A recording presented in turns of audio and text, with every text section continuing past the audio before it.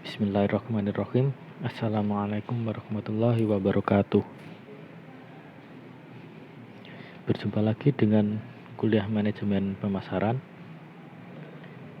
Di pertemuan kali ini kita akan belajar tentang marketing information and marketing research, atau informasi pemasaran dan riset pemasaran. Nah, informasi pemasaran ini sendiri memegang peranan penting bagi pemasar dan juga perusahaan. Kenapa? Karena tanpa informasi, perusahaan ataupun pemasar itu nggak tahu apa-apa tentang konsumennya. Konsumennya butuh apa, konsumennya pengen apa, konsumennya maunya gimana. Nah, itu perusahaan nggak tahu kalau mereka nggak punya informasi. Nah, untuk mendapatkan informasi itu salah satu caranya itu dengan melakukan riset pemasaran. Kegiatan pemasaran baik itu dimulai dari melakukan riset terhadap konsumen dari perusahaan, agar perusahaan itu tahu kebutuhan dan keinginan konsumennya, dan kemudian juga diakhiri dengan riset pemasaran juga, dengan tujuan untuk melihat atau untuk mengetahui apakah produk yang kita tawarkan ke konsumen kita itu sudah sesuai atau belum dengan keinginan dan kebutuhan konsumen, atau juga mencari masukan-masukan dari konsumen untuk perbaikan produk ke depannya nanti. Nah, kita mulai dari informasi pemasaran dulu. Nah,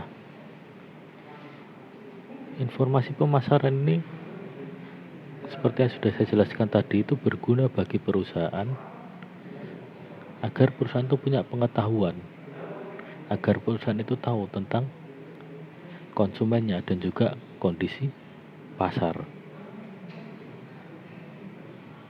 Nah, untuk mencari informasi ini, langkah pertama yang harus kita lakukan yaitu mengetahui kebutuhan informasi, atau apa sih informasi yang kita butuhkan itu. Apa informasi yang harus kita cari.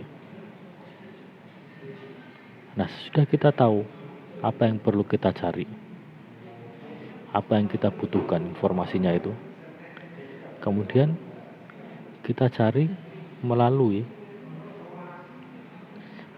berbagai cara dan berbagai sumber. Misalnya di sini adalah melalui internal database atau database internal perusahaan. Bisa melalui karyawan atau mungkin data penjualan perusahaan. Kemudian marketing intelligence. Ini akan kita bahas lebih detail di slide selanjutnya. Kemudian marketing research atau riset pemasaran. Nah, kesemuanya ini dari internal database, marketing intelligence, marketing research itu merupakan sekumpulan yang namanya marketing information system atau sistem informasi pemasaran. Ini bisa kita cari dari berbagai sumber. Misalnya saluran pemasaran atau mungkin pesaing. Pesaing pun bisa jadi sumber informasi bagi perusahaan. Nah, setelah kita dapatkan informasi yang kita butuhkan, kemudian kita lakukan analyzing, yaitu menganalisis informasi yang sudah kita dapatkan tadi dan menggunakannya dalam pengambilan keputusan pemasaran. Nah, kita bahas lebih dulu tadi sekumpulan tadi yang dari riset pemasaran terhadap database itu kan namanya sistem informasi pemasaran. Nah, sistem informasi pemasaran itu adalah a set of interrelated element, sekumpulan elemen yang saling berhubungan, yang memiliki keterkaitan, to obtain and develop information, untuk mendapatkan dan mengembangkan informasi that is used for decision making, yang digunakan untuk pengambilan keputusan, and broaden market insight, dan pengetahuan pemasaran yang lebih luas.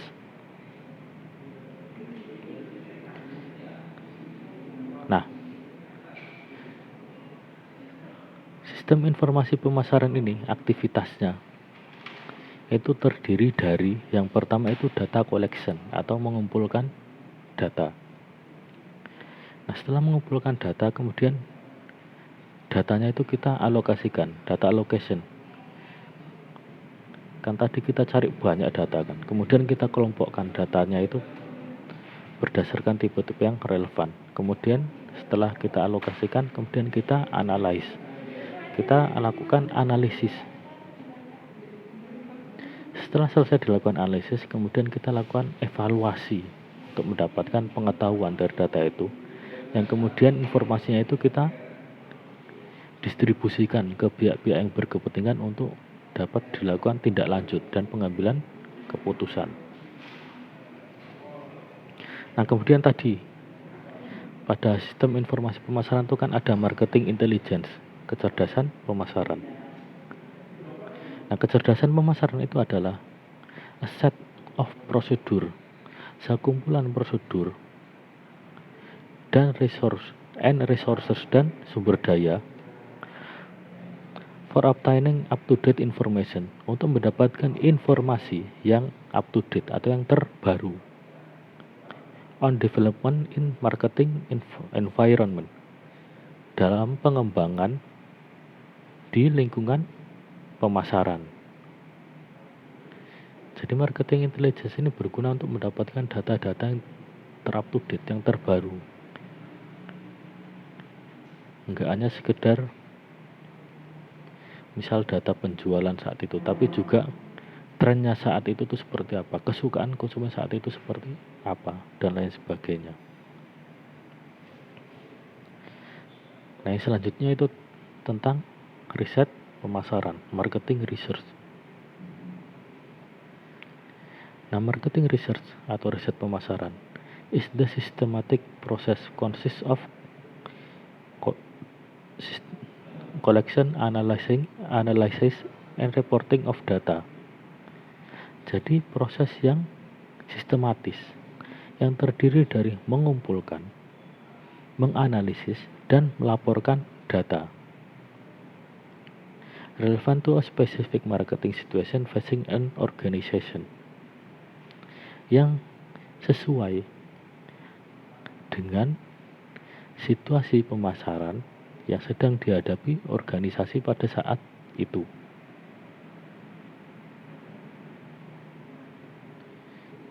Nah, proses dari riset pemasaran itu sendiri terdiri dari 4 tahap yang teman-teman bisa lihat pada gambar yang di bawah itu. Yang pertama, defining the problem and research objective, mendefinisikan masalah dan tujuan yang ingin dicapai melalui riset. Jadi kita tuh di langkah awal ini kita harus tahu masalah yang sedang kita hadapi itu apa. Kemudian kita rumuskan tujuan yang ingin dicapai melalui riset itu apa. Nah, setelah menentukan itu, kemudian developing the research plan for collecting information. Jadi kita menyusun dan mengembangkan rencana riset untuk mendapatkan informasi, untuk mengumpulkan informasi. Mulai dari siapa yang harus menjadi informannya atau sumber informasinya, kemudian berapa banyak yang harus kita kumpulkan datanya, bagaimana cara pengumpulan datanya, dan lain sebagainya. Kemudian setelah kita menyusun rencana riset, kemudian tahap yang selanjutnya itu mengimplementasikan the research plan, mengimplementasikan rencana pemasaran tersebut, yaitu kita mengumpulkan, dan kemudian setelah data data itu dikumpulkan, kita lakukan analisis. Nah, setelah data dikumpulkan dan dianalisis, kemudian tahapan yang terakhir yaitu menginterpretasi dan melaporkan hasil temuan dari riset yang dilakukan. Nah, kita bahas satu-satu dari keempat tahap tadi. Dimulai dari yang pertama itu defining the problem and research objective. Nah, di sini ada 3 jenis riset yang bisa kita lakukan. Yang pertama itu exploratory research. Nah, exploratory research ini berfungsi atau bertujuan to gather preliminary information, untuk mendapatkan informasi pendahuluan, informasi awal that will help define problem, yang akan membantu untuk mendefinisikan atau menemukan masalah, and suggest hypothesis, dan merumuskan hipotesis. Kemudian yang kedua, descriptive research, riset deskriptif. Nah, riset ini tuh bertujuan agar peneliti itu to better describe marketing problems, untuk lebih memahami, untuk mampu mendeskripsikan masalah pemasaran, situation or market, kondisi atau situasi dan pasar, such as the market potential for a product, misalnya seperti pasar potensial untuk sebuah produk tertentu, or demographic and attitude of consumer, atau kondisi demografis dari konsumen di suatu wilayah tertentu dan sikapnya terhadap sebuah produk tertentu. Kemudian causal research, tujuannya itu untuk melakukan tes hipotesis, menguji hipotesis about cause and effect relationship, tentang hubungan sebab akibat. Nah, kalau di causal research ini kita membuat sebuah hipotesis terkait suatu permasalahan yang kemudian kita lakukan riset untuk menguji apakah hipotesis yang kita buat itu benar atau tidak. Nah, kemudian langkah yang kedua itu developing the research plan, mengembangkan rencana pemasaran. Nah, yang pertama di sini itu terkait sumber datanya. Ada 2 sumber data. Sumber data yang pertama itu data primary data, yaitu informasi yang dikumpulkan untuk suatu tujuan spesifik. Nah, data primer ini itu data yang belum tersedia. Jadi peneliti kalau mau nyari data primer ini harus nyari ke sumbernya langsung. Misalnya melakukan melalui observasi, survei ataupun eksperimen. Jadi misalnya nyari data konsumen sebuah toko retail tertentu, ya kita harus cari konsumennya langsung, karena ya walaupun ada beberapa sumber yang sudah mengumpulkan informasi itu sehingga bisa kita akses, tapi kalau di data primer itu kita harus cari sendiri langsung dari sumbernya. Nah, kemudian yang kedua itu secondary data sekunder. Nah, kalau data sekunder ini informasi yang sudah tersedia di suatu tempat tertentu, yang sudah dikumpulkan untuk suatu tujuan tertentu. Misalnya di Google search engine kita ketik itu akan muncul data apa gitu. Misalnya data pertumbuhan retail di Indonesia yang dikeluarkan oleh Bank Indonesia. Itu ada. Atau kemudian melalui komersial online database. Misalnya ini laporan keuangan perusahaan. Mungkin teman-teman nanti yang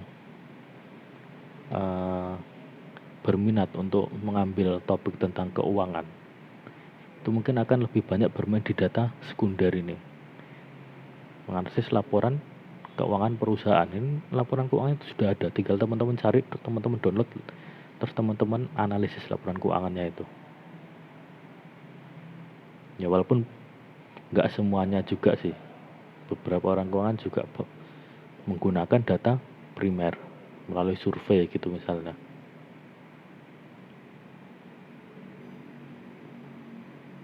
Nah kemudian kalau tadi sumber datanya, kalau sekarang tentang teknik samplingnya, sampling plan, rencana sampelnya. Jadi intinya di sini terkadang itu jumlah populasinya itu terlalu besar.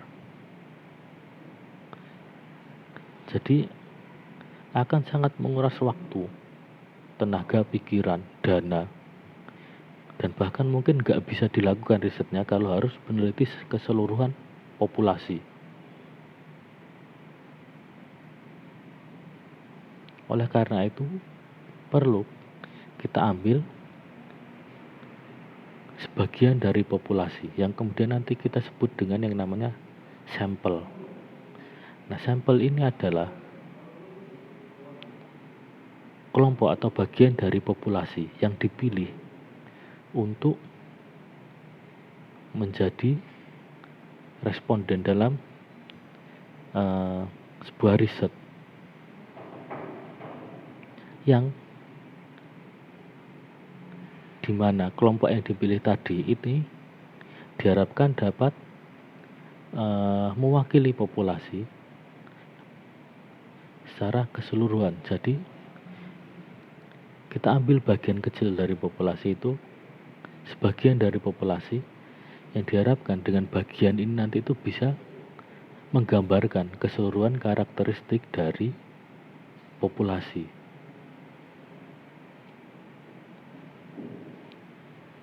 Nah, untuk membuat desain sampel itu kita harus menjawab pertanyaan tentang who. Siapa yang akan menjadi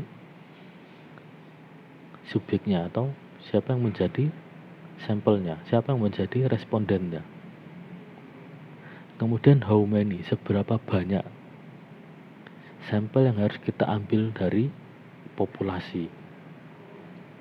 Dan kemudian how should be chosen, bagaimana cara memilihnya. Nah, bagaimana cara memilihnya ini terkait dengan yang namanya teknik sampling. Nah, ada dua teknik sampling, yaitu probability sampling dan non-probability sampling.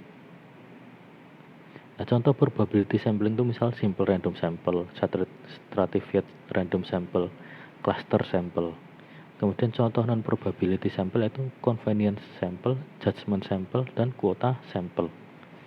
Nah, ini saya nggak akan jelaskan lebih detail di sini karena nanti teman-teman akan belajar lebih detail tentang ini, tentang sumber data, sampling, teknik sampling itu nanti di mata kuliah metodologi penelitian. Nah, setelah kita membuat rencana tadi, rencana risetnya, kemudian kita mengimplementasikan research plan atau rencana riset tadi. Nah, pada tahapan ini, peneliti must collecting, processing, and analyzing the information. Jadi peneliti itu harus mengumpulkan, memproses, dan menganalisis informasi yang dibutuhkan. Nah, namun ada catatan bahwa researchers should watch closely to make sure that the plan is implemented correctly. Jadi peneliti itu harus berhati-hati untuk memastikan bahwa rencana riset itu diimplementasikan dengan benar. Yang tadi sumber datanya apa, kemudian teknik sampling yang kita pakai apa, ya itu kita nanti aplikasikan secara benar-benar waktu kita melakukan risetnya. Jadi enggak rencananya A kemudian kita implementasinya B, tapi kalau rencana A ya implementasinya A. Nah, kemudian di langkah terakhir yaitu interpreting and reporting the findings. Kita menginterpretasi dan melaporkan hasil temuan.